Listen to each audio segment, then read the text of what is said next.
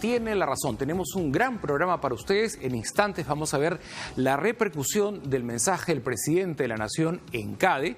También viene Graciela Villasís, jefa de la Unidad de Investigación del Comercio, a contarnos más datos calentitos de la detención de César Villanueva. Pero hay una noticia de último minuto. Hace poquísimo, está calientito. El Jurado Electoral Especial ha declarado improcedentes algunas candidaturas dentro de la lista del Partido Aprista Peruano. Los comunicados del Jurado Electoral Especial hay que traducirlos, hay que entenderlos con cuidado, porque declaran improcedente y no sabemos si se va a poder subsanar o no. Uno de los que ha sido declarado improcedentes dentro de su lista es el congresista Mauricio Mulder, a quien tenemos en la línea telefónica y sí nos puede ayudar justamente a dilucidar si esta declaración tiene remedio o no. Muy buenas tardes, congresista, gracias por estar en Quién tiene la razón. Gracias, Mauricio, por esta oportunidad. Sí tiene solución, pero no le va a corresponder al Jurado Electoral Especial, sino al Jurado Nacional de Elecciones vía una apelación. Lo que ha dicho el Jurado Electoral Especial de Lima es que como nuestra nueva dirigencia, que se ha elegido hace menos de un mes, no está inscrita en el registro de organizaciones políticas, los candidatos que han sido designados por la dirección política no han sido designados por un órgano inscrito. Entonces simplemente declara que esas candidaturas no son procedentes, lo cual es paradójico porque se han hecho 35 designaciones en todo el Perú, pero solamente anulan la de Lima. Los demás jurados electorales especiales sí han aceptado que la dirigencia del partido haya efectuado ese nombramiento. Pero lo más grave es que el Jurado Electoral Especial no lee las propias resoluciones del Jurado Nacional de Elecciones, porque en mayo del año pasado, a raíz de las elecciones municipales, y teniendo nosotros todavía en este momento el problema de que nuestra dirigencia no estaba inscrita, el Jurado Nacional de Elecciones emitió una resolución diciendo que el derecho constitucional a la participación de los afiliados o no afiliados a un partido político estaba por encima de las contingencias formales de la inscripción. Y por eso fue que el partido pudo participar en las elecciones municipales y regionales. Entonces, con ese criterio, yo estoy convencido que el Jurado Nacional de Elecciones ahora va a ratificarse en lo que dijo en mayo del año pasado y se va a revocar lo que acaba de hacer el Jurado Electoral Especial de Lima. Entonces, tiene remedio, nos queda clarísimo, lo hemos entendido nítidamente. No sé cuántos días les quedan para subsanar esto que ha sido considerado, como una cuestión improcedente, pero resulta que sí es procedente, es rara la terminología. La vez pasada fue inadmisible, pero sí los admitieron. Ahora es improcedente, pero sí tiene remedio. Eso es lo que confunde tremendamente esa terminología. Cuando uno dice, eso es inadmisible, se supone que... Claro, se supone que salen de competencia, ¿no? Inadmisible, ya no lo podemos admitir. Inadmisible, pero resulta que el inadmisible es porque le falta un sello a una página, entonces ya puede ser admisible. ¿Cuánto tiempo les queda para subsanar lo que han observado en esta segunda oportunidad? Me parece que son 7 los candidatos que han sido declarados improcedentes dentro de la lista. Son 4 y de Lima solamente, ¿no? 4. Sí, son 3 días para poder presentar la apelación correspondiente. Son 3 días útiles, es decir, la enmienda se va a hacer la próxima semana. Exactamente. Bien. Bueno, queda aclarado entonces que no es que salgan de competencia, siguen en la lista y van a subsanar lo que se les ha observado. Exactamente, y se va a subsanar con las propias resoluciones del Jurado Nacional de Elecciones, con lo cual ese tema yo creo que está 100% ya aclarado. Bien, muchas gracias, congresista, por la aclaración. Yo creo que siempre hay que traducir la terminología electoral y jurídica porque genera zozobra y da la sensación de que ya no están en competencia, de que ya no van a postular al Congreso. Sí, pues, usan una terminología burocratizante que realmente, en lugar de ayudar, dificulta las cosas. Bien, muchísimas gracias entonces por la aclaración. Congresista, aprovechamos que estamos en esta comunicación. No sé si ya escuchó las declaraciones del presidente. Bueno, ha habido un discurso formal y un encuentro con la prensa y se ha referido al tema de César Villanueva, ¿no? La frase que ha quedado como titular es: caiga quien caiga. Perdimos la comunicación con el congresista Mauricio Mulder, vamos a tratar de retomar el contacto con él, pero la noticia es esa, con relación a lo que ha comunicado el jurado electoral especial, que habían 7 candidatos dentro de la lista del APRA que habían tenido una postulación improcedente, como que lo separaba del proceso, pero hay 3 días para subsanarlo y seguirían en competencia. No sé si ya tengo el contacto con usted de nuevo. Adelante, sí, Mauricio. Sí. Entonces, dejando el tema de la candidatura y aclaradísimo el tema que tienen 3 días para subsanar y enmendar las cosas que haya que enmendar, pasamos a otro tema. No sé si ha tenido la oportunidad de escuchar el discurso del presidente Vizcarra en CADE o las declaraciones en el diálogo que sostuvo con la prensa, que se ha levantado el caiga quien caiga, ¿no? O sea, no se ha referido directamente ni frontalmente a César Villanueva, pero sí en la coyuntura que estamos viviendo.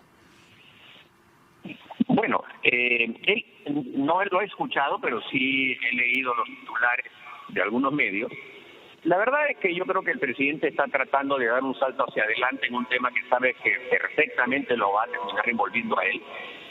No solo porque él tiene una contingencia similar a la que le ocurrió al señor César Villanueva, porque ambos eran presidentes regionales en el mismo momento, y Odebrecht tenía la misma presencia tanto en Moquegua como en San Martín, y en ambos casos hay sendas acusaciones. En una, la sociedad que tuvo la empresa C&M Vizcarra con el consorcio con NIRSA, donde estaba Odebrecht, y en otra, en el caso de la carretera de Cundumbuque, también mediante un proceso de consorciados que Odebrecht había llevado a cabo. Entonces yo estoy convencido que el presidente lo que está haciendo es tratar de hacer un salto hacia adelante para despercudirse del tema, pero sí va a terminar implicándolo.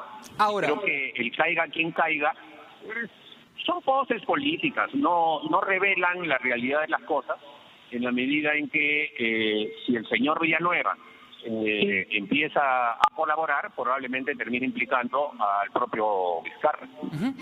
En la primera oportunidad, cuando recién se conoció lo de su codinome Curriculum Vitae, ¿no? Cuando recién Marcelo Odebrecht dijo, y luego Martorelli lo corroboró, lo de los desembolsos de dinero para financiamiento de campaña electoral como presidente regional y lo de la carretera San José de Sisa, el monto en total me parece que es $320,000 recibidos de Odebrecht en manos de César Villanueva.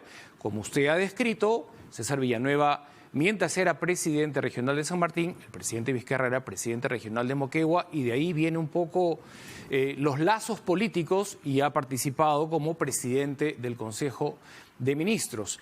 Ahora, usted que tiene una vasta experiencia política, ¿no se filtran las historias de los colaboradores más cercanos? Si se sabía que había vínculos con Odebrecht por la carretera antes de entregarle el premierato, ¿no se pregunta frontalmente? Honestamente. Evidentemente, ¿no?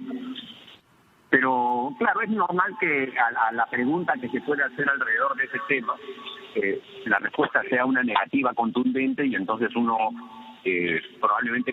Sí. Porque no es el único presidente de los últimos años que resulta que sus funcionarios más cercanos, de extrema confianza, resultan involucrados con las delaciones de la colaboración eficaz. No es el único, ¿no? O sea, es como que estamos en un momento de durmiendo con el enemigo. ¿En quién confiamos?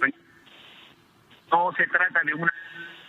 Se trata de que el señor Barata lo ha indicado como receptor de una coima, tema que resultó siendo una sorpresa y no fue negociación que se hace para que una persona se convierta en colaborador eficaz. Ahora, yo creo que a partir de esa última comparecencia Barata, más son interrogantes que ha dejado que las funciones, porque en lugar de aclarar codinome por codinome, un poco como que contestaba como si estuviera al paso, ¿no? Parece que se estaba tomando un Claro, café. pero reconoceremos, congresista, que frente al caso del señor Villanueva, más allá del codinome y de lo declarado por Barata y Martorelli, que se va a corroborar en una línea de tiempo muy breve, lo que hemos visto los peruanos es un intento flagrante de obstrucción comiendo su cevichito en la choza náutica de Los Olivos con el fiscal Rosell y el empresario que hacía de intermediario. Luego en el allanamiento se encuentran $70.000 en la oficina del fiscal y ya no estamos hablando de una delación, sino de un acto flagrante de quien, usted recordará, combatía la corrupción. Daba unos discursos Villanueva desde el Premierato que conmovían, ¿no? Por eso, a veces los que más hacen alaraca alrededor de ese tema son los que justamente quieren ocultarlo con este tipo de estrategia. Pero allá hay una paradoja también. El Ministerio Público tiene una tesis cuando hace la investigación de organización criminal. Dice que si dentro de una institución civil, política o lo que fuera, hay un grupo de personas que se pisan dentro de la organización y cometen delitos de manera concertada, entonces se configura la organización criminal. Ahora, si esa tesis, que está aplicada para varios partidos políticos, la aplicásemos al Ministerio Público, calzaría exactamente, porque podríamos decir que en una institución como el Ministerio Público, también un fiscal superior, más su hijo que iba a ser abogado, más otro fiscal que pertenece directamente al equipo especial trabajando, integraban también una organización criminal al interior del Ministerio Público, con lo cual tendría que investigarse a todo el Ministerio Público bajo la ley de la organización criminal, tal como ellos lo están haciendo como instituciones civiles. Entonces, es una paradoja que se está produciendo a partir de lo que se conoce con este tema. Todo esto pasa, creo, en un momento pertinente, oportuno, porque estamos a punto de elegir a un nuevo Congreso y todos los ciudadanos tienen la obligación de estar minuciosamente bien informados y solo el próximo Congreso tendrá la facultad, la potestad, el poder, por ejemplo, de analizar los casos de aquellos fiscales que merecen ser separados de sus cargos, como el de Chávarri, por ejemplo. Es la única institución, el Congreso de la República, la que tiene la facultad para hacerlo. Por eso estamos con tanta expectativa con el Congreso que se nos viene. En gran parte, un Ministerio Público sólido depende también de la rigurosidad de un Congreso. Claro, pero se refiere el Congreso única y exclusivamente a fiscales supremos y jueces supremos. Sí, me Los queda que tienen un rango inferior, ya esas son prerrogativas internas de la institución en las cuales el Congreso no entra. Claro, pero si la cabeza no está bien puesta, si la cabeza genera dudas, conductas inapropiadas, ya todo el sistema se empieza a resquebrajar, a debilitar, ¿no? Bueno, sin duda, y se tiene que ver caso por caso, pero lo que sí resulta importante recordar para tanta gente que hablaba pestes del Congreso, es que si no fuera porque el Congreso tiene un sistema en el que las investigaciones son públicas, en la que los debates son públicos, en la que los documentos son públicos, si no fuese por eso, ¿cuántas cosas no se sabrían de las que ya se saben y son ventiladas públicamente con respecto a la responsabilidad de los altos funcionarios? Entonces, eso también hay que rescatar en el sentido de que el Congreso, como hace investigaciones en nombre del pueblo, en nombre de la opinión pública, no puede guardar ningún secreto que lleve que después, por ejemplo, por lo bajo se hagan colaboraciones eficaces o se hagan ofertas para que uno diga una cosa o la otra, sino que todo es abierto y eso es lo que hay que justamente extrañar para que nuevamente vuelva a ser así. Usted acaba de decir algo muy cierto y estamos en una etapa de informarnos, de crecer como democracia, de empoderar al ciudadano. El Congreso tiene la facultad de instituir a las cabezas de la Fiscalía, no tiene la facultad de designar a todos los fiscales. Uno de ellos, por ejemplo, en el próximo Congreso sería el caso de Pedro Chávarri, ¿no?, que no terminó de verse con los delitos puntuales que se esperaban. ¿Cree que en el Congreso que se viene usted de resultar elegido ameritaría que se incluyan los delitos que no se pudieron en la primera legislatura? Bueno, depende de cuáles sean y depende de cuál sea el sustento de cada uno de ellos, porque uno debe tomar en cuenta que las decisiones que se toman en el Congreso están hechas por políticos, pero cuando se trata de ese tipo de decisiones alrededor de levantamientos de inmunidad... Que se permite investigarle a fondo para saber... Ya son de carácter jurisdiccional y entonces uno tiene que ser muy escrupuloso en analizar los hechos que se imputan a una persona, ¿no? Así es, hay que ser muy escrupulosos, muy cuidadosos del reglamento para que las cosas salgan sólidas y consecuentes. Por ejemplo, cuando él estaba presente en el deslacrado, ¿no?, que se ejecutó dentro de la Fiscalía. Eso no se está investigando porque el Congreso consideró que no era oportuno que se investigue a nivel de Poder Judicial, pero se podría reabrir en el siguiente Congreso ese caso puntual. Chávarri en la Fiscalía viendo cómo se deslacraba la oficina lacrada. Bueno, habría un punto que se tuviera que discutir antes, que es si se puede reabrir un caso que ya pasó por un procedimiento. No te olvides que hay un principio fundamental del derecho que se llama nebis in idem, o sea, si por el mismo tema no se puede hacer dos procedimientos. Si hay nuevos elementos, evidentemente sí, pero si van a ser los mismos elementos que ya pasaron, no creo que eso pueda revisarse de nuevo. Fácilmente un juez constitucional podría anular ese procedimiento.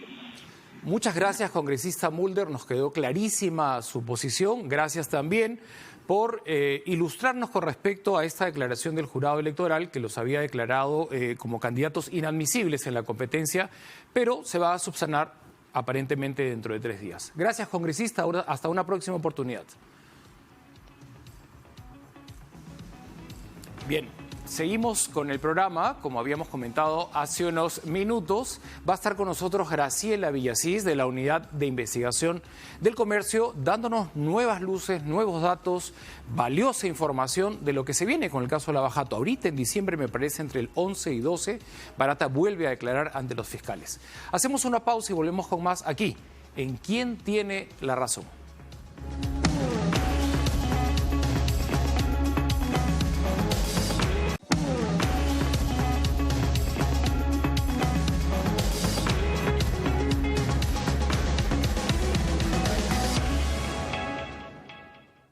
Noviembre. Papá, las fiestas. Yo sé, hijo. Y es el momento adecuado para recordar por qué chambeamos. Por esa cena que tu familia espera todo el año. Por los que están lejos y por los que están cerca. Tú también recuerda por qué chambeas y saca tu crédito al toque para tu campaña navideña. Además, llévate un panetón de regalo y estarás ayudando a muchos niños. Caja Arequipa, impulsando tu bienestar. La disfunción eréctil y la eyaculación precoz tienen tratamiento. Llame y separe su cita médica al 01748-1900. bostonmedical.la.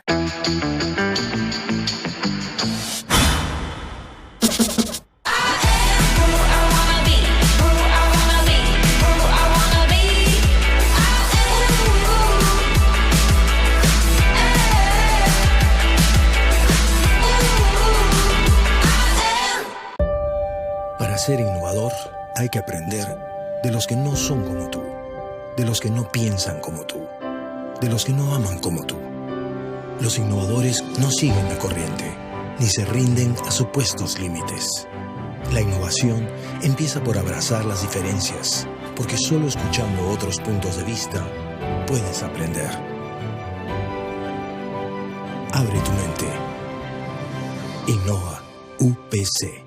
Super oferta de Navidad. Por la compra de cualquier sala, comedor o dormitorio, llévate un mueble de tocador Jessie a solo 99 soles. Solo en Casa Grande y Sal y Cerámica. ¿Cómo somos los peruanos? Amable. Somos peloteros, somos hinchas. ¿Juegas pelota? Emprendedores, pero a algunos se les pueden pegar las sábanas. ¡De buen diente!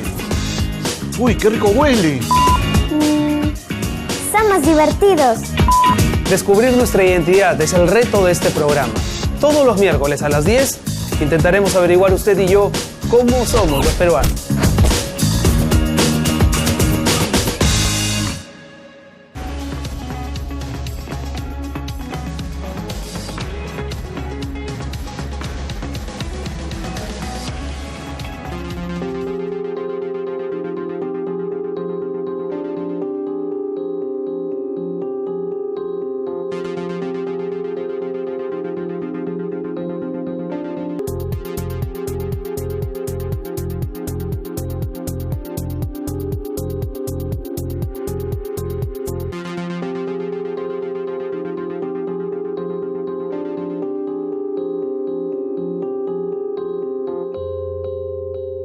Agradecemos muchísimo la presencia del doctor Caro. Vamos a abordar un tema del que hemos hablado los peruanos con bastante pasión últimamente.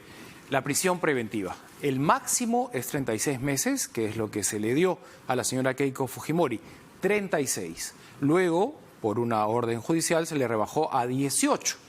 Y el Tribunal Constitucional acaba de comunicar que no es procedente, que no encuentra peligro de fuga, ni tampoco obstrucción. No se sabía mucho en realidad los argumentos jurídicos porque no había sido publicada la resolución, es extensa, es densa y hoy día se ha publicado. Algunos dicen que se está usando indiscriminadamente la prisión preventiva. También hemos visto, no sé si es la enmienda, no sé si ha sido prudente, no sé qué piensa usted, con relación a los abogados que ejercieron de árbitros y emitieron laudos arbitrales a favor de la empresa Odebrecht, que casi todos, me parece que en Mancha se fueron a prisión preventiva, excepto el colaborador eficaz Horacio Canepa, ¿no? Efectivamente. Excepto él, sí. ¿no? Y ahora se ha hecho la enmienda, ya no van a seguir su proceso en prisión preventiva, sino en libertad, ¿no? Empecemos por el caso de Keiko Fujimori, dado que hace pocas horas el tribunal ya emitió, ya publicó, ya está en su portal web, y mañana ella volvería a casa, ¿no? El orden es ese.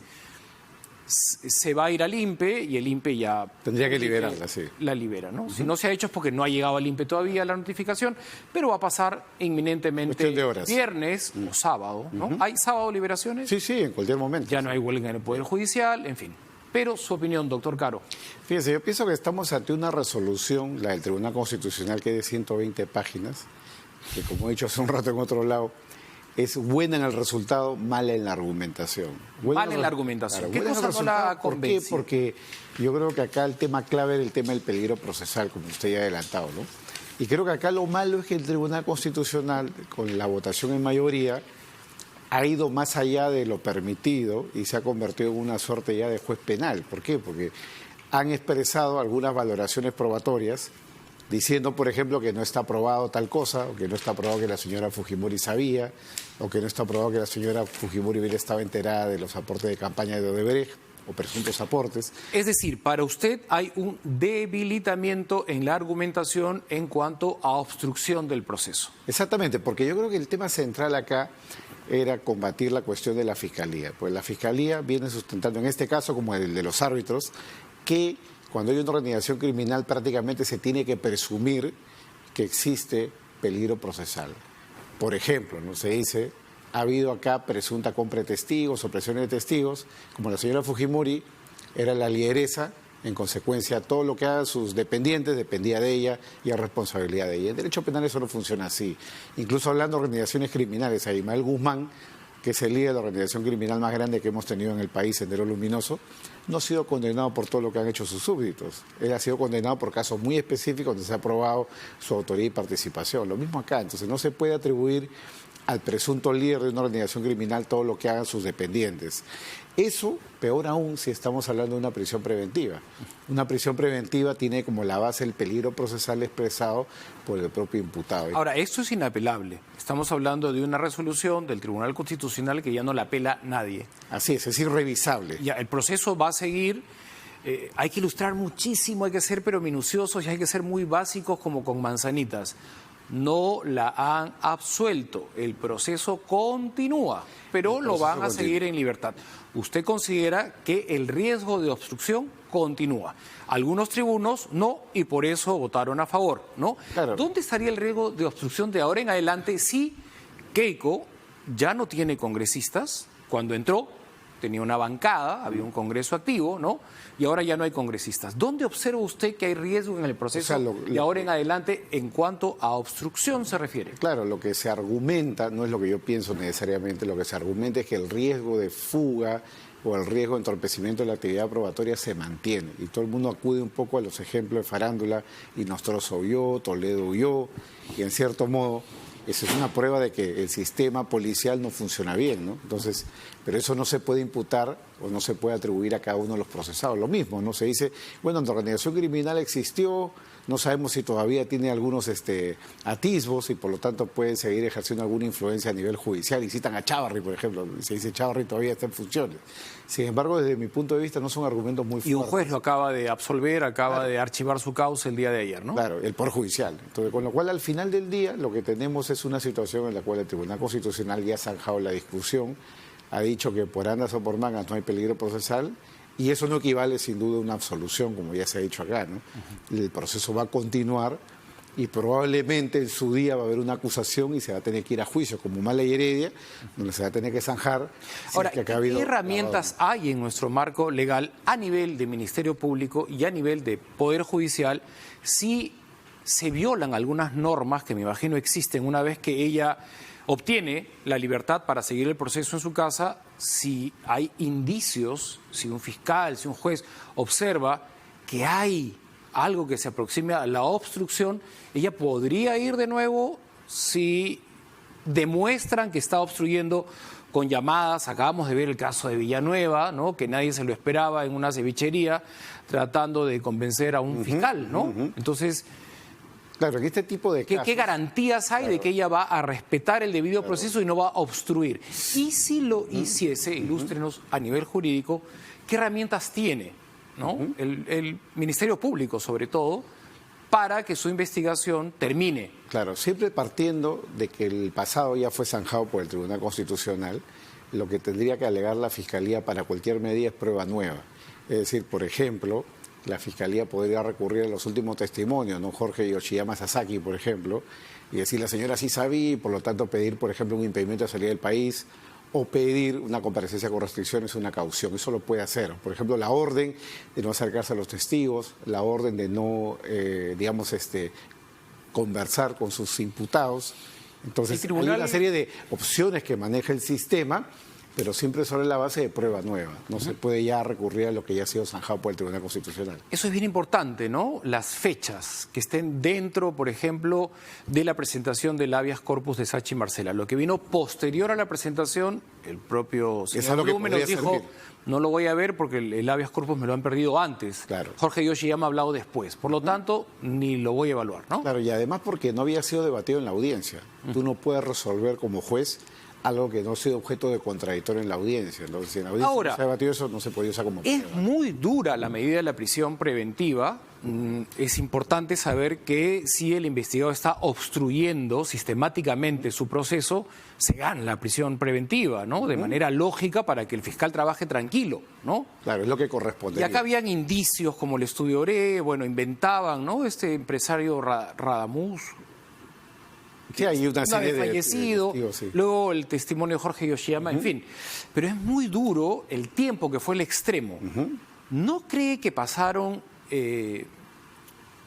12 meses donde prudentemente ya los fiscales tendrían que haber terminado de levantar las pruebas, porque finalmente está cumpliendo una prisión preventiva y habría que tomarse el menor tiempo posible también, por razones humanitarias, digo yo, ¿no? Y acá hay un tema central. O sea, irme a los 36 meses porque es el extremo. El éxito del caso Lavajato no se va a definir con una prisión preventiva, un allanamiento, un impedimento de salida del país. Se va a definir con condenas.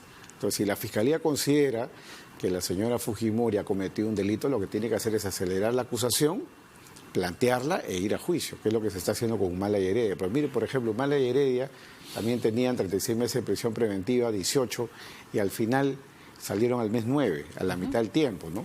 Y lo que sucedió ahí es que ha pasado más de un año desde que han salido y hasta ahora ni siquiera empieza el juicio. Me parece que hay algo que usted ve con preocupación, al igual que muchos ciudadanos que están siguiendo esta conversación.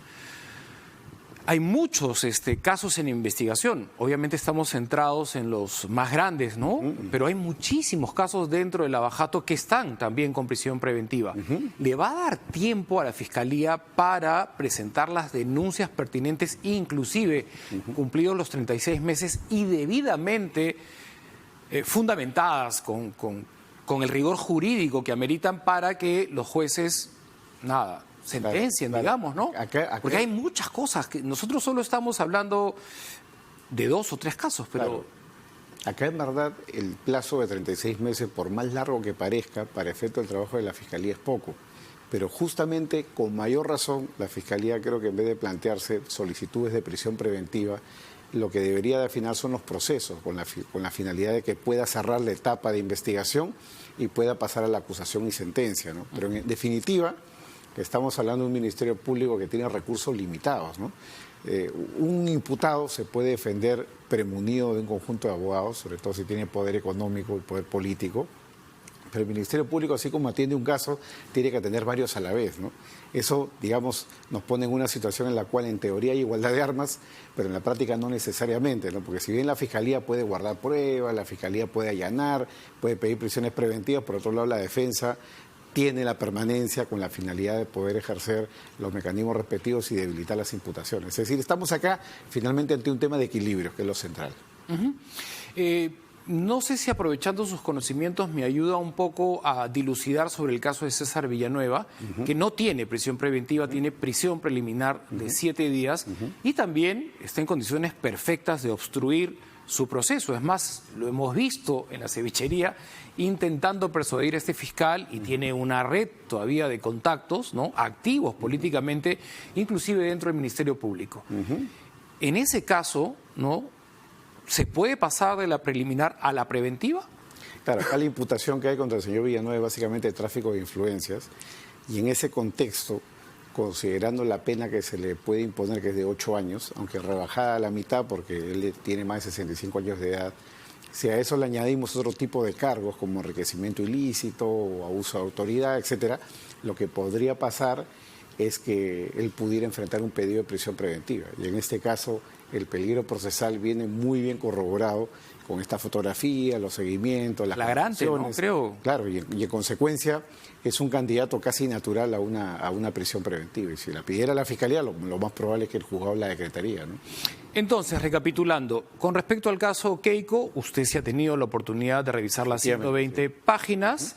A nivel jurídico no es una opinión subjetiva, es algo técnico, que usted no ha quedado con argumentos satisfactorios de parte de los tribunos que votaron a favor. Exactamente. Considera que son argumentos débiles, jurídicamente hablando. Claro, débiles, y debió haberse centrado la discusión más en el peligro procesal. Claro, es inevitable que las cosas se contaminen de política, no debería ser así. Claro. Deberíamos hablar estrictamente de lo jurídico y no de lo político, ¿no? Efectivamente. Y eso es lo que estamos tratando de hacer en esta conversación, que no tenga ninguna carga política, sino que desde el punto de vista jurídico, después de revisar minuciosamente las 120 páginas, usted dice, hay cosas débiles, frágiles, con respecto puntualmente al peligro procesal. O sea, no han tenido en cuenta la valoración de qué pruebas, por ejemplo, que usted considera que se han sido obstrucción de la justicia y para ellos no lo han sido. O sea, desde mi punto de vista el tema central era que se zanje de una vez esta teoría de la Fiscalía de que cuando hay organización criminal prácticamente se presume el peligro procesal. Ese era un punto clave para que la Corte Suprema lo toque. En el acuerdo plenario 1 del 2019 no lo hizo, y para que lo haga ahora el Tribunal Constitucional tampoco lo hizo. Hay atisbos, pero finalmente no se entraba en la cuestión de fondo y se ha ido a cuestiones periféricas, como el Tribunal Ramos, que dice no hay peligro procesal porque ya no hay Congreso, ¿no? Pero es un argumento muy circunstancial. Muy débil. Lo he dicho, claro, muy débil, ¿no?, desde mi punto de vista. Sí, y ahora lo que para los fiscales, ¿no?, José Domingo Pérez y Vela, por ejemplo, dentro del caso Keiko, no son indicios, sino son evidencias, ¿no? Lo del estudio ORE, usted lo maneja bien, que ahí entrenaban a gente, que la capacitaban para que finjan de donantes de la campaña, pero no lo eran, ¿no? Claro. Ese es un caso puntual, ¿no? Es un elemento del peligro procesal. Exacto, ¿no? Lo que ha dicho Jorge Yoshiyama también, ¿no? Que sí, Keiko sabía que la plata venía de Odebrecht y que ella estaba al tanto de todo y que manejaba cómo distribuirla y cómo pitufiarla. Eso lo ha dicho Jorge Yoshiyama. Para usted, eso no son indicios débiles, sino son evidencias de peligro procesal. Porque para el señor Blume era como que muy débil, no es suficiente como para privarla de su libertad. La libertad es algo sagrado, ¿no? Entonces, privamos de la libertad a un ciudadano cuando tenemos ya algo contundente, evidente. Claro, no algo que sea tan tibio. Ahí el tema clave para mí es la tesis de la Fiscalía. La Fiscalía dice en el estudio ORE pasó tal cosa, suponiendo que hubiera pasado en la hipótesis que fuera así. Pero existe el estudio ORE, las personas tienen un DNI, tienen una edad real. Lo que dice la Fiscalía es como la líder de la organización criminal es la señora Fujimori, por lo tanto lo que pase ahí es responsabilidad de ella. Y esa parte no está muy bien sustentada. Ajá, y lo de Jorge Yoshiyama es igual, es un tema que no ha sido materia de la audiencia, no ha sido un asunto debatido, no ha podido haber contradictorio. Y si tú no te puedes defender de una prueba como un testimonio, eso no se puede usar en tu contra, ¿no? Entonces creo que por ese motivo el tema central era entrar a la discusión sobre si la organización criminal, cuando te la atribuyen y te dicen tú eres parte de la organización criminal, entonces se va a presumir que tú necesariamente vas a huir de la acción de la justicia o vas a perturbar la actividad probatoria. Creo que ese era el tema central.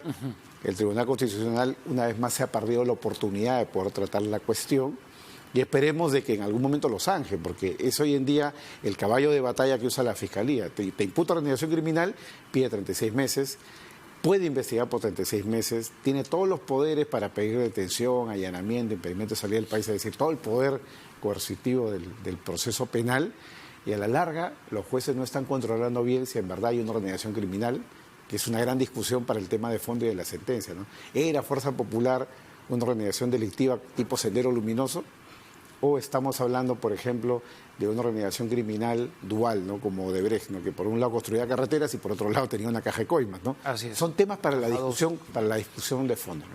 Muchísimas gracias, doctor Caro, por ilustrarnos, sobre todo para hablar al alcance de todos los ciudadanos y no en terminología jurídica. Muchas gracias. Ha sido muy valioso escucharlo. Gracias. Hasta una próxima oportunidad. Regresamos con más en ¿Quién tiene la razón?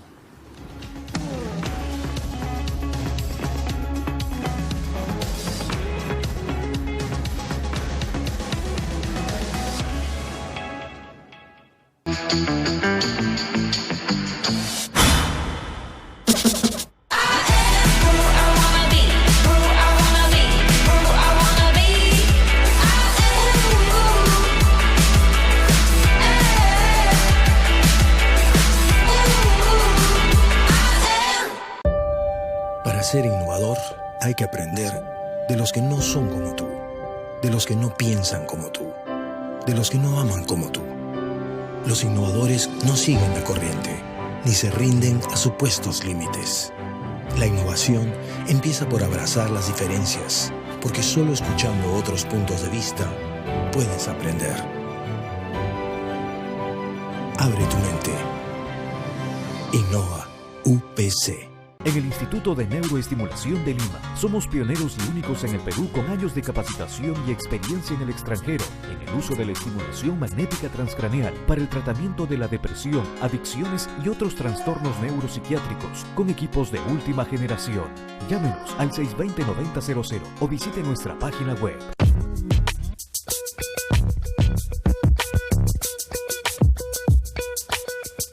Tengo 33 años ya trabajando en la Municipalidad de La Unión. En el año 2003 llega un alcalde, pero ese alcalde nunca hizo el depósito a la aseguradora, a la AFP. Y yo hago una invocación pues para que tomen cartas en el asunto, por favor. Son 4 años, 5 años de nuestras aportaciones que se nos ha robado prácticamente. Cuando yo me voy a jubilar me van a mochar esos 5 años que no he aportado.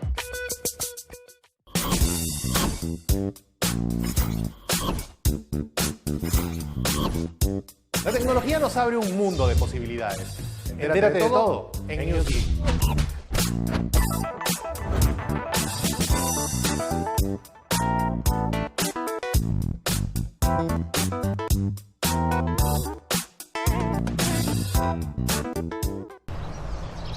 Radio Oxígeno.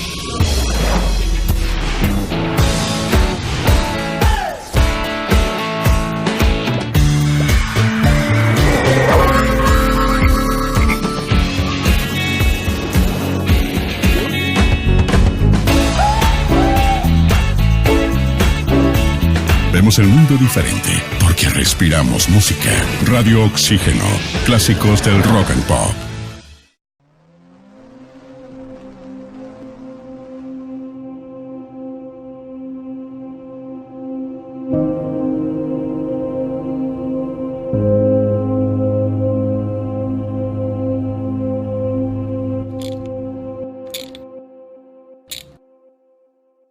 ¿Y ahora qué hago?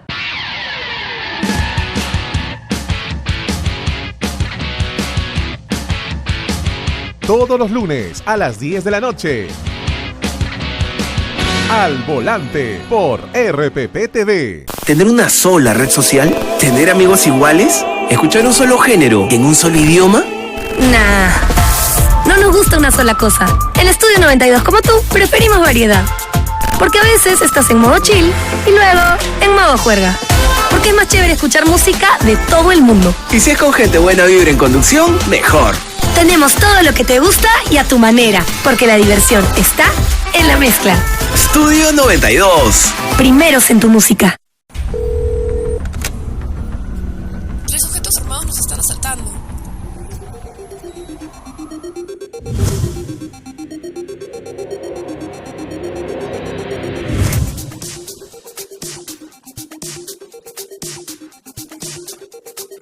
Cuando estés lejos de sentirte seguro, contacta al Rotafono, la línea de ayuda más efectiva. Llámanos al 438-8008. Contáctanos a nuestro WhatsApp 951-431-013 o encuéntranos en Facebook y Twitter usando el hashtag Rotafono.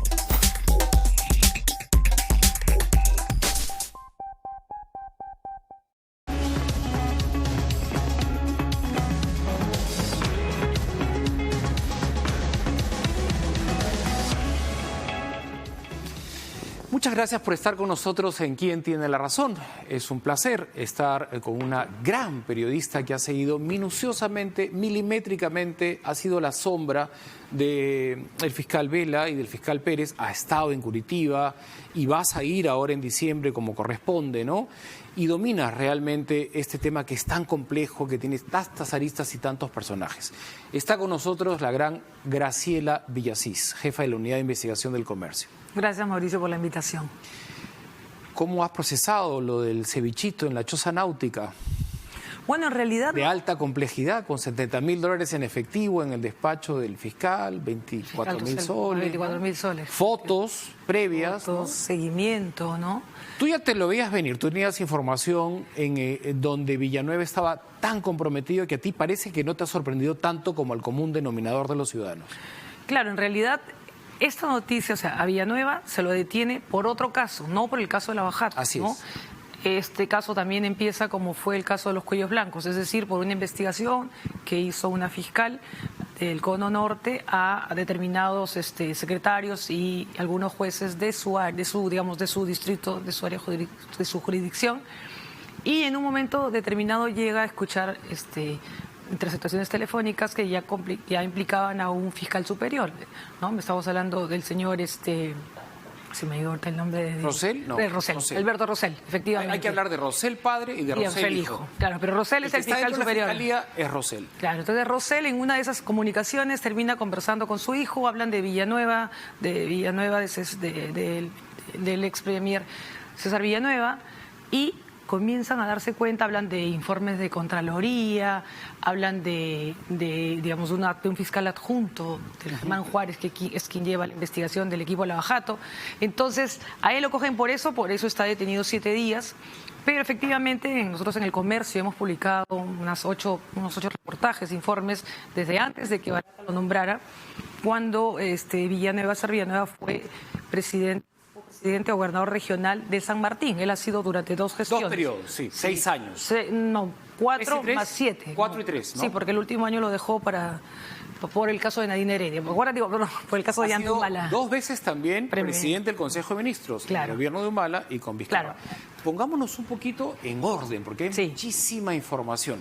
Yo quisiera empezar contigo, que dominas el tema, cuando aparece el codinome dicho por Barata y los $60.000, porque ahora estamos hablando de $320.000, ¿no? Entonces, hay 3 codinomes: currículum vitae, que es definitivamente César Villanueva, y que Barata solamente mencionó 60.000, pero ahora son 320.000. ¿Cómo crece la cifra y de qué montos estamos hablando? Claro, efectivamente. Jorge Barata, en el penúltimo interrogatorio en Brasil, la audiencia se trataba de que él decodifique algunos apelativos, pero al final, sin que nadie se lo espere, cuenta que le da $60.000 a el primer ministro César Villanueva y que su codinome era currículum vitae, ¿no? Por las iniciales que tenía. Hasta ahí, eso es lo que sabíamos, fue una sorpresa para todos, en ese momento no sabíamos, pero luego viene un segundo interrogatorio al señor Martorelli. Martorelli fue gerente de obras de la región, o sea, un subordinado Jorge Barata, quien dice que no solamente habían 3 codinomes vinculados a la carretera Sisa de la región San Martín, sino el codinome italiano, que también ya sabemos que que le corresponde al señor Celso Gamarra Roy, quien fue un exfuncionario, el jefe de concesiones del MTC, y Medeus, o mi Dios, al señor Marco Díaz, que era el gerente del gobierno regional del señor César Villanueva. Que en su momento, recordemos, él dijo, César Villanueva dijo, pongo mis manos al fuego por Marco Díaz. Él no ha recibido. Esto lo dijo cuando recién estalló el caso de los $60.000 y de su propio codinome, porque todos queríamos saber quién era el italiano, quién era Medeus, ¿no? Y ahora ya está todo clarísimo. Claro. Son tres funcionarios que trabajaban, recibieron dinero, ¿no?, de Odebrecht dentro de la carretera San José de Sisa y beneficiados por Odebrecht. Vamos a llamarlo el caso Villanueva, ¿no? Claro. A esta carretera costó 109 millones, 109,5, es decir, se pagó 9.5% de más, ¿no? Entonces, ¿qué pasa? Cuando se conoce recién lo de Villanueva, los 60.000 que recibe, efectivamente todavía no sale lo de Martorelli, pero sí salen las planillas, nosotros las publicamos, las planillas de la División de Operaciones Estructuradas, donde ya se menciona a 3 personas, 3 codinomes. No se sabía efectivamente quiénes eran. Barata tampoco lo sabía. El único que los decodifica o los descifra es el señor Martorelli, dice estos 3. ¿Por qué el señor Villanueva defendió a Marco Díaz? Porque Marco Díaz es un hombre que aparece no solamente en estas 2 declaraciones, sino en otras más y en otras que van a seguir apareciendo. Por ejemplo, un testigo, un colaborador eficaz, dice que Celso Gamarra Roy, este hombre que trabajaba para el MTC, pero que también recibía un sueldo de Odebrecht, viaja a San Martín y se reúne con el propio con César Villanueva, y le entrega las bases de la licitación, cómo tenía que salir, y las bases la había hecho Odebrecht. Él dice, según lo que él cuenta, que el señor Villanueva coge este sobre pensando que era dinero, le dice lo abultado que era, y le dice, no, son las bases. Luego también se narra que el señor Marco Díaz recibe una coima del 0,03%, para que también esta carretera salga, ¿no? En ese momento yo imagino que Villanueva, quizás viendo un control de daños futuro, ponía las manos en el fuego por sus funcionarios, porque sabía que estaban implicados junto a él. Y porque además algo que es importante saber es que ahorita estamos hablando solo de la carretera San José de Sisa, pero el señor Villanueva, César Villanueva, el ex primer ministro del presidente Martín Vizcarra, también hizo otras obras, participó en Irsa Norte, en la vía de evitamiento de Tarapoto y en la construcción de 7 hospitales por más de 300 millones días antes de que él dejara el cargo, ¿no? Con lo cual, este monto que se maneja hasta la fecha de $320.000 en coimas por las obras que conocemos, lo de los hospitales es sorprendente. ¿Cuántos construyó? 7 hospitales por más de 380 millones de soles, pero ahí lo que yo entiendo es que los del Club de la Construcción también están dando información. Es decir, no solamente Odebrecht está sindicando al señor César Villanueva, ¿no?, al digamos, aliado del presidente Martín Vizcarra, a su socio político de Martín Vizcarra y al entusiasta, digamos, promotor de la revocatoria de PPK, sino que a él estoy convencida y estoy segura que va a salir muchísima información sobre las otras obras en las que participó, millonarias, y en las que también habría recibido sobornos. Si no, no lo hubiéramos visto en digamos, conversando con esos fiscales superiores para conseguir información. Estaba desesperado. Él está activo políticamente desde el 2007 como presidente regional San Martín. Y tú describes como que en el camino finalmente opera con el Club de la Construcción, claro, con Odebrecht y con otras constructoras. Posteriormente acepta ser presidente del Consejo de Ministros sabiendo cómo se había comportado como funcionario. ¿Y tú crees que no lo dice, no lo comenta? Oye, acepto este cargo, pero por si acaso tengo mi chicharrón con Odebrecht. No. O sea, ¿cómo se manejan ese tipo de comunicaciones? Porque si vas a ostentar un cargo de tal magnitud, ¿no?, en la que puedes perjudicar al abanderado, ¿no?, del gobierno, que se caracteriza por luchar contra la corrupción, precisamente el que ha empoderado a los fiscales, y en el periodo donde se ha ido preso finalmente, ¿no? Sí. O sea, con prisión preventiva ya salió Humala, y en fin, la lista es larguísima. Precisamente en este contexto, ¿no te nace dar un paso al costado y decir, mira, yo ya no me meto? O sea, pero ese nivel de cinismo... Cinismo, exacto, es la palabra. Ese nivel de cinismo me parece nauseabundo, espeluznante, repulsivo, ¿no? Porque tú ya sabes lo que has hecho, ¿no? Claro. ¿Cómo es que tienen la convicción de que no va a aparecer? Porque no estamos hablando, insisto, ¿no?, de solamente la carretera San José de Sisa, que es lo que la mayoría de periodistas manejamos. Claro, porque tú has profundizado un poco más y ahora mencionas 7 hospitales. Claro, hospitales y carreteras. Y carreteras por 380 millones de soles. Sí, y otras carreteras, vía evitamiento y también la carretera de Tarapoto y otras obras más que él manejó, y manejó millonarios presupuestos que hizo, además, antes de irse, dejó las licitaciones hechas. Pero quiero recalcar algo. Yo no he hecho sola las investigaciones, yo tengo un equipo, ¿no?, que ha sido Carlos Neira, que trabaja conmigo, y Giovanna Castañeda, que también han participado en estos reportajes que hemos hecho, en esta serie de reportajes que hemos hecho y que seguiremos sacando, ¿no? ¿Qué expectativas sobre lo que se viene? Tengo entendido que hay un siguiente interrogatorio, estamos en la cuenta regresiva, me parece que empieza el 11 o 12 de diciembre, ¿no?, con el propio Barata. Claro. Y ahora, finalmente, las cosas están mucho más claras, más sólidas. Odebrecht está como que bastante más tranquilo con el dinero que esperaba recibir por la hidroeléctrica. En fin, me parece que el terreno es mucho más propicio para avanzar aún más con la información. Por supuesto, la empresa Odebrecht no tiene ninguna excusa para quedarse callada, ¿no?, como lo ha hecho en algún momento, ¿no? Fue muy genérica, ¿no? Sí, ha tenido memoria selectiva porque esperaba evidentemente que le salga el acuerdo. Entonces ahora no existe excusa alguna para que no declare todo. Yo creo que no solamente va a aparecer el nombre de Villanueva, de César Villanueva, sino de otros más, ¿no?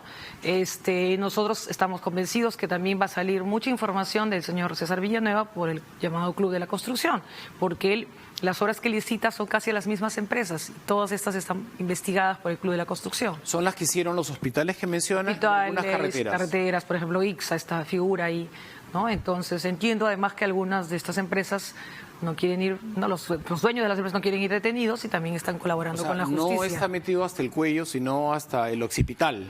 Hay que encontrar un nuevo refrán, o sea, porque... Yo creo que sí, además lo han encontrado prácticamente obstruyendo la labor de la justicia, ¿no? Pero complotando. O sea, nos ha chocado mucho el acto mismo del cevichito y el abogado, ¿no?, Rosell, que es hijo del fiscal Rosell, y toda esta cosa inmediata que parecía una criollada de pésimo gusto. Pero... No, y además tratando con la información que tú has traído y que has compartido con los seguidores de este programa, nos dejas indicios de que él tenía un modus operandi desde que era presidente regional, ¿no?, y que ha estado coludido no solamente con Odebrecht, por el caso Lava Jato, que eso empieza en agosto con la delación de Marcelo Odebrecht y Martorelli posteriormente, sino con el Club de la Construcción. Y lo que creo que es realmente difícil de procesar es como una persona que está tan metida acepta un cargo de tanta importancia y quien se lo otorga no lo investiga, no tiene gente que filtre la información o que le diga, oye, mira, este es el gobierno, la lucha contra la corrupción, tenemos que dar la talla como equipo. Tú acabas de mencionar los integrantes de tu equipo y un equipo es un equipo. Estamos cohesionados, tenemos los mismos principios, miramos al mismo norte. Si tienes algo en tu pasado, dímelo.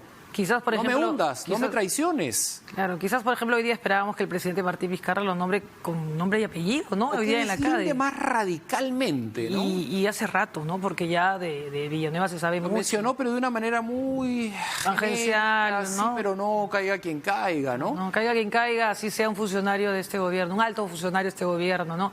Bueno, pero tampoco olvidemos el papel que realizó y desempeñó el señor Villanueva, ¿no? Él fue el que recogió los votos de varias bancadas, entre ellas la fujimorista, para conseguir la vacancia de PPK. Y eso aquí favorecía al actual presidente Martín Vizcarra, ¿no? Entonces, más o menos ya te puedes dar cuenta quién es él, ¿no? Él hasta el último momento decía, yo no, revisen, Barata está mintiendo, nos mandó incluso una carta diciendo que era falso todo eso. Y lo que nosotros entendemos es que va a salir más información en los próximos días, relevante, del señor Villanueva, que, bueno, ya no van a ser 60.000 ni 320.000, sino muchos millones más. ¿Cuánto más sabe Villanueva? Con lo que has descrito, insisto, es una persona que desde que era presidente regional de San Martín ya estaba operando ilícitamente con coimas, con el Club de la Construcción. Eso está documentado, investigado y lo puedes sustentar, ¿no? Ahora, él puede convertirse en un colaborador eficaz y contar cosas a la Fiscalía y limpiarnos. Cuanto más nos limpiemos en este momento, mejor, ¿no? Bueno, pero él es cabecilla, ¿no? Considerado cabecilla. Es decir, en todo caso, sus funcionarios tendrían que acusarlo a él. Marco Díaz, que fue su gerente. Marco Díaz, también, ¿no? Otro más que es Juan y Carlos el del Ministerio Silva. de Transportes, el que tenía el codinome El Italiano. El italiano, Celso Gamarra Roy. Gamarra Roy, ¿no? Que es supuestamente el que le entregó las bases. Y Martorelli también cuenta cómo él entregó el dinero, ¿no? O sea, digamos, Barata autorizó y Martorelli le entregó el dinero. Para cerrar, expectativas de lo de diciembre. ¿De qué crees que se va a centrar la delación de Marcelo en los días que todos estamos esperando? Además de Villanueva, que se ha cantado, ¿no? Sí, Villanueva, definitivamente. Ya va a ser redonda la información. Bueno, y de los congresistas, ¿no? Porque acuérdate que también se ha demorado mucho ese tema. Y entiendo también de algún ex premier o ex primer ministro, que no es Villanueva, y de otras personas, porque ellos han estado dosificando la información porque no les salía el acuerdo. Entonces entiendo que sí hay mucha expectativa por este interrogatorio que va a haber. Va a ser quizás sorprendente porque cada vez nos sorprendemos. Villanueva no estaba registrado, ¿no? Antes. Y sin embargo ahora está detenido y entiendo por 7 días, pero creo que le van a ampliar el equipo especial porque tiene evidencias contundentes.